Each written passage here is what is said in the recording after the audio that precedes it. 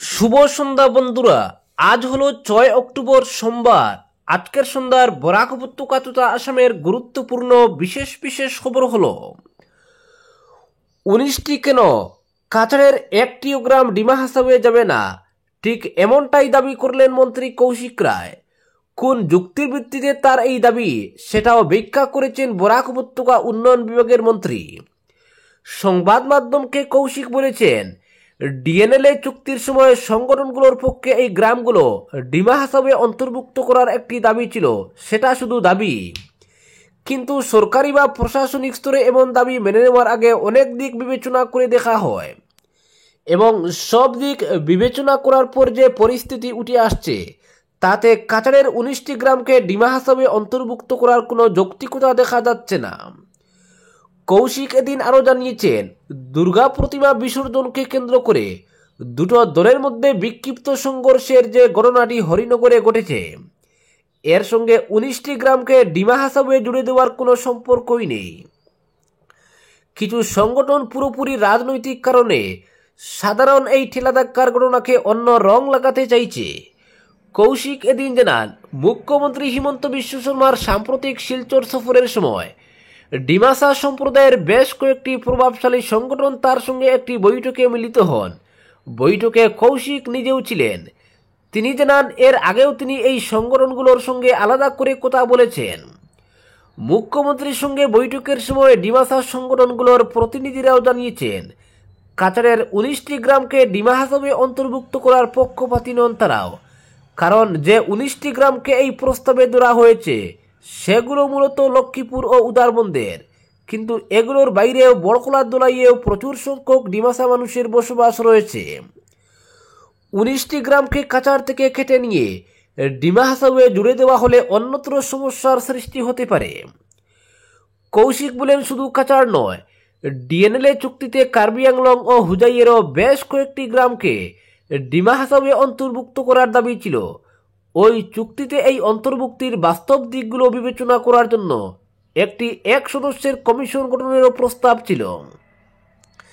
সে অনুযায়ী রাজ্য সরকার অতিরিক্ত মুখ্য সচিব বিশ্বরঞ্জন সামলকে নিয়ে একটি 1 সদস্যের কমিশনও গঠন করে দেয়। এই কমিটি পরবর্তীতে সংশ্লিষ্ট জেলা প্রশাসনকে চিঠি পাঠিয়ে এ ব্যাপারে বাস্তব পরিস্থিতি পর্যালোচনা করার নির্দেশ দেয়। মন্ত্রী কৌশিক বলেছেন, ডিমা হাসাবের প্রভাবশালী সংগঠনগুলো এ ব্যাপারে একমত যে এভাবে পার্শ্ববর্তী জেলাগুলোর কিছু গ্রাম বিক্ষিপ্তভাবে কেটে নিয়ে ডিমা হাসাবে জুড়ে দেওয়া বাস্তবসম্মত হবে না এবং এর প্রভাব পড়বে এই জেলাগুলোর অন্যত্র বসবাসকারী ডিমাসাদের উপর। এই পরিস্থিতিতে মুখ্যমন্ত্রীর সঙ্গে বৈঠকের সময় ডিমাসা প্রতিনিধিরা জানান, ডিমা হাসাবের পার্শ্ববর্তী জেলাগুলোতে যেসব ডিমাসা মানুষ রয়েছেন তাদের সন্নিবিষ্ট করে একটি স্যাটেলাইট স্বশাসিত পরিষদ গঠন করাই হবে বেশি বাস্তবসম্মত। কৌশিকের দাবি, ডিমাসা সংগঠনগুলোই কাছাড়ের কিছু গ্রামকে কেটে নিয়ে ডিমা হাসাবের সঙ্গে জুড়ে দেওয়ার পক্ষপাতী নয়। তিনি একই সঙ্গে দাবি করেছেন, সরকারও এভাবে পার্শ্ববর্তী জেলাগুলোর কিছু গ্রামকে ডিমা হাসাবে অন্তর্ভুক্ত করার পক্ষে নয়। বাস্তব পরিস্থিতি বিবেচনা করেই সরকার এই অবস্থান নিয়েছে।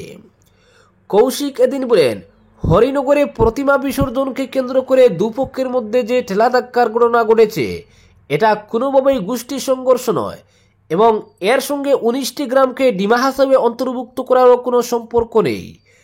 তিনি বলেন, দুপক্ষেই কিছু মানুষের অযথা আতিশয্যে সেদিনের ঘটনাটি ঘটেছে।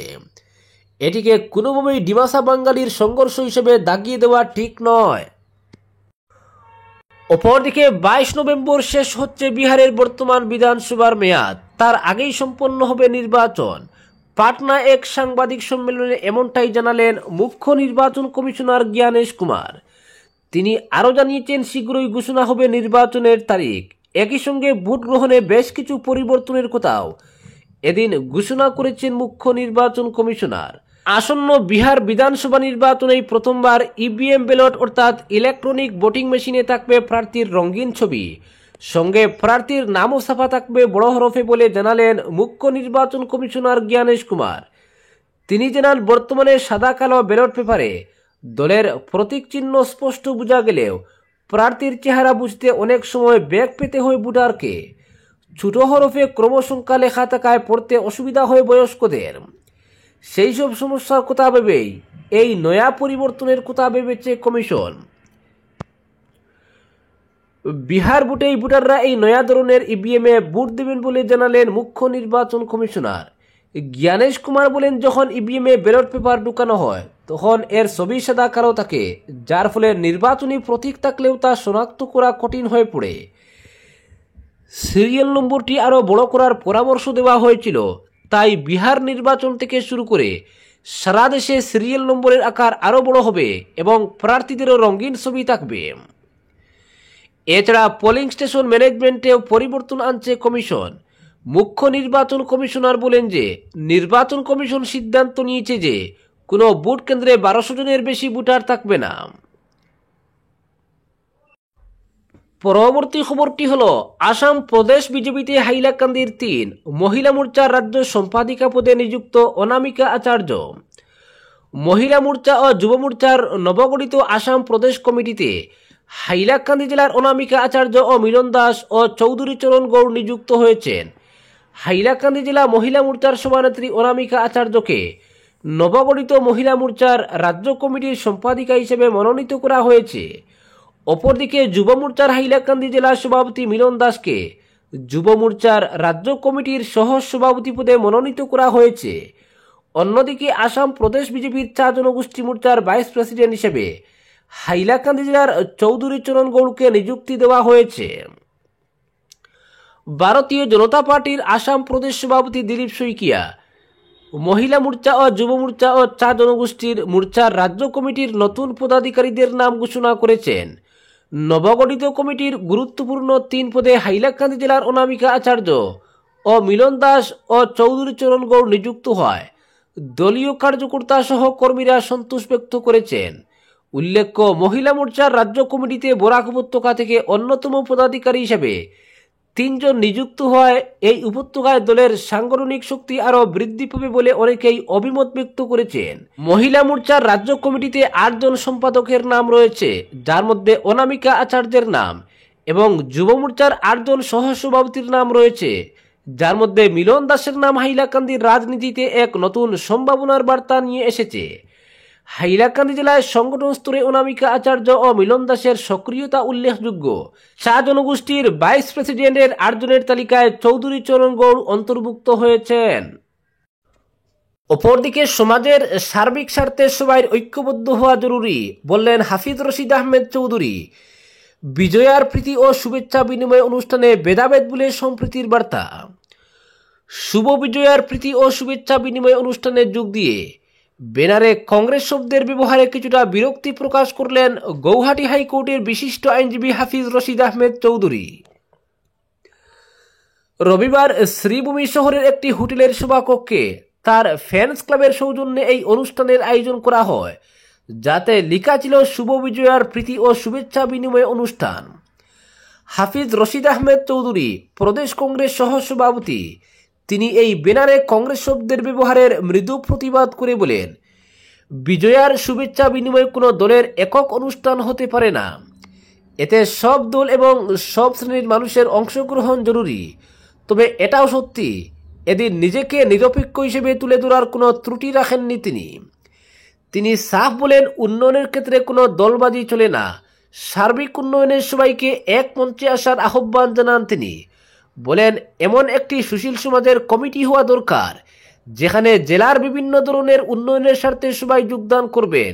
এখানে কোনো দলের প্রতিনিধিত্ব থাকবে না, যে কমিটি হবে রাজনীতি মুক্ত। হাফিজ রশিদ সবাইকে বিজয়ার শুভেচ্ছা জানিয়ে বলেন, সমাজে কোনো ধরনের ভেদাভেদ মোটেও কাঙ্ক্ষিত নয়। তিনি বলেন, সমাজের সব স্তরের বিশিষ্ট ব্যক্তিদের আমন্ত্রণ জানানোর জন্য বলেছিলেন, কিন্তু এখানে কমিউনিকেশন গ্যাপ হয়ে গেছে।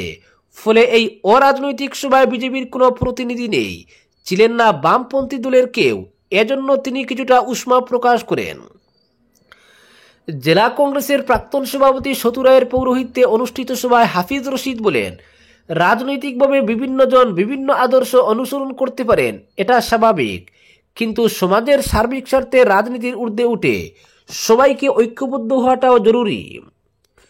বলেন, রাস্তাঘাটের সংস্কার কাজ বেকারদের চাকরি প্রবৃত্তি ক্ষেত্রে সবাই এক মঞ্চে আসা খুবই জরুরি বলেন তিনি। শ্রীভূমির একজন সন্তান হিসেবে এই আবেদন রাখছেন সবার কাছে। তার কথায়, আমরা যদি ভালো মানুষ হয়ে চলতে পারি সেটাই হবে সমাজের জন্য মঙ্গলজনক। একজন ভালো মুসলমান কোনো হিন্দুর পূজার্চনায় বাধা দিতে পারে না, ঠিক একজন ভালো হিন্দু অন্য ধর্মের লোকের ভাবাবেগে আঘাত করতে পারে না। নেলি নরসংহারের পর 1983 সালে নিজেকে একজন বাঙালি পরিচয় দিয়ে স্মারকপত্র প্রদানের কথা জানান। এছাড়াও ভারতের সংবিধানে সেকুলার শব্দ সংযোজনের যথার্থ কারণ তুলে ধরেন। তিনি ইউনিফাইড সিভিল কোডের বিষয়টি উত্থাপন করে বলেন, এই দেশ হলো বিভিন্ন জাতির, এখানে সবাই শান্তিতে বসবাস করছেন। এমন দেশ আর কোথাও নেই যেখানে বিভিন্ন ধর্ম এবং বিভিন্ন ভাষাভাষীর লোকের সহাবস্থান রয়েছে। তিনি বলেন, কোনো দলের পক্ষ থেকে বিজয়া সম্মেলন ডাকেননি। শ্রীভূমির সন্তান হিসেবেই তিনি এই অনুষ্ঠানের আয়োজন করেছেন, যার মূল উদ্দেশ্য হলো সম্প্রীতির বার্তা ছড়ানো, যাতে সবাই এক হয়ে থাকা। এদিনের সময় তিনি সুদূর সিঙ্গাপুরে প্রখ্যাত শিল্পী জুবিন গর্গের মর্মান্তিক মৃত্যুতে শোক প্রকাশ করেন এবং জুবিন গর্গের মৃত্যুর তদন্ত যাতে নিরপেক্ষভাবে হয় সেই দাবি রাখেন। সভায় প্রারম্ভিক বক্তব্যে বিজয়ার প্রেক্ষাপট তুলে ধরেন জেলা কংগ্রেসের প্রাক্তন সভাপতি সতু রায়। তিনি বলেন, বর্তমানে যেভাবে নিকটাত্মীয়দের মধ্যে বিষ বাষ্প ছড়াচ্ছে এটা খুবই উদ্বেগের। এরকম সময় এ ধরনের সম্প্রীতির অনুষ্ঠান সমাজে ইতিবাচক প্রভাব ফেলতে যথেষ্ট ভূমিকা পালন করবে। তিনি হাফিজ রশিদ আহমেদ চৌধুরীর উদ্যোগের প্রশংসা করে বলেন, একজন ইসলামধর্মী লোক হয়েও হাফিজ রশিদ আজ নিজের উদারতার পরিচয় দিয়েছেন।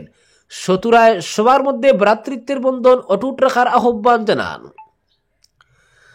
জেলা কংগ্রেসের প্রাক্তন সভাপতি রজত চক্রবর্তী সুর এবং অসুরের সংগ্রামের প্রেক্ষাপট তুলে ধরেন। যদিও সুর শব্দের সঙ্গে সঙ্গীতের মিশেল যথার্থ হয়নি, তবে তিনি সনাতন ধর্মের বিভিন্ন উপাখ্যান যথার্থভাবে তুলে ধরেন। মহাভারতের একটা নির্দিষ্ট বিষয় তুলে ধরে এর ব্যাখ্যাও করেন। কংগ্রেস নেতা আইনজীবী জ্যোতির্ময় দাস ভগবান শ্রী রামচন্দ্রকে গণতন্ত্রের আদর্শ পুরুষ আখ্যা দিয়ে বলেন, বর্তমান সরকার রামরাজ্যের অপব্যাখ্যা করছে। তিনি বিজেপির কর্মকাণ্ডের তীব্র প্রতিবাদ জানান। সীতার অগ্নি পরীক্ষা সহ ডক্টর শ্যামাপ্রসাদ মুখার্জির কথা স্থান পায় তার বক্তব্যে। তবে তার নিন্দাসূচক ভাষণে বর্ষিয়ান কংগ্রেস নেতা সতু রায় এ ধরনের সভায় রাজনৈতিক বক্তব্য বা কারো নিন্দা থেকে বিরত থাকার আহ্বান জানান। আজকের বিশেষ সংবাদ এখানেই সমাপ্ত।